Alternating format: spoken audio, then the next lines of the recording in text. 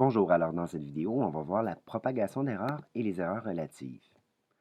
Alors, première chose, on va voir la règle de l'addition ou de la soustraction.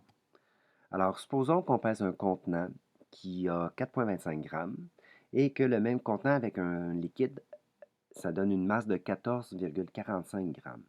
Alors, si on veut trouver la masse du liquide seul, ce qu'on doit faire, c'est qu'on doit soustraire nos masses. Maintenant, nos erreurs absolues. Notre balance a 0,01 g comme erreur absolue. Même chose pour ma note donnée puisque c'est la même balance. Alors, ce que je fais, je vais devoir additionner mes deux erreurs absolues, ce qui va me donner 0,02. Petite parenthèse, pour une balance numérique, on va prendre toujours la dernière, la plus petite valeur comme étant l'erreur absolue, mais en réalité, ça devrait être le fournisseur qui nous donne l'erreur absolue. Maintenant, je vais faire ma soustraction, 14,45 moins 4,25. J'obtiens donc 10,20 plus ou moins 0,2. Le 0,2, qui est ma nouvelle erreur absolue, doit avoir un seul chiffre significatif.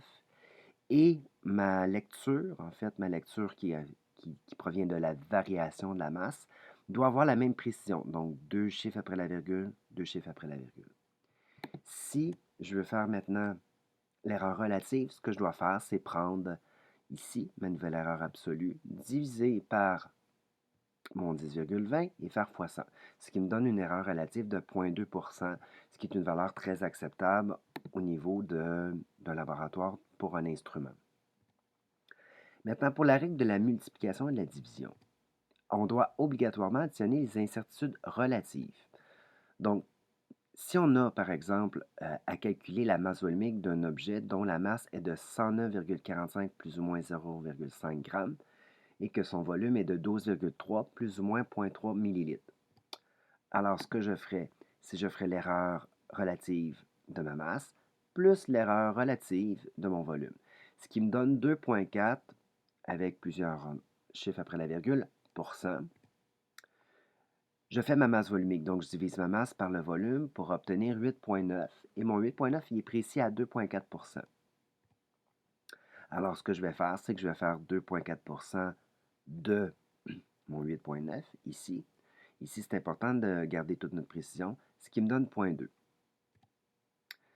Alors maintenant, en fait, ça me donnait 0,22, ça me donnait plusieurs chiffres après la virgule, mais puisque mon erreur absolue doit contenir qu'un seul chiffre significatif, je vais arrêter à 0,2 et je vais arrêter à 0,9 pour avoir la même précision que mon erreur absolue. C'est une façon, celle-là est peut-être moins évidente au niveau de la calculatrice parce qu'il faudrait garder des choses en mémoire. Euh, une autre façon qu'on aurait pu faire, c'est tout simplement faire le 0,05 divisé par 109,47, qui est mon erreur, mes incertitudes absolues, multiplié par ma valeur de la masse volumique, qui est 8,9, ce qui me donnerait mon 0,2 de tantôt, qui est mon erreur absolue. Une autre façon, ça aurait été de faire la méthode des extrêmes, des minima, des maxima qu'on dit. Alors, je ne vais pas aller dans le gros détail. Simplement, on va prendre nos valeurs, on va faire la soustraction avec notre erreur absolue. On va faire l'addition, ce qui nous donne notre minimum maximum. On va les soustraire pour les diviser par 2. Je vais retrouver mon point 2 aussi, qui est ma nouvelle erreur absolue. Alors voilà pour la propagation d'erreurs.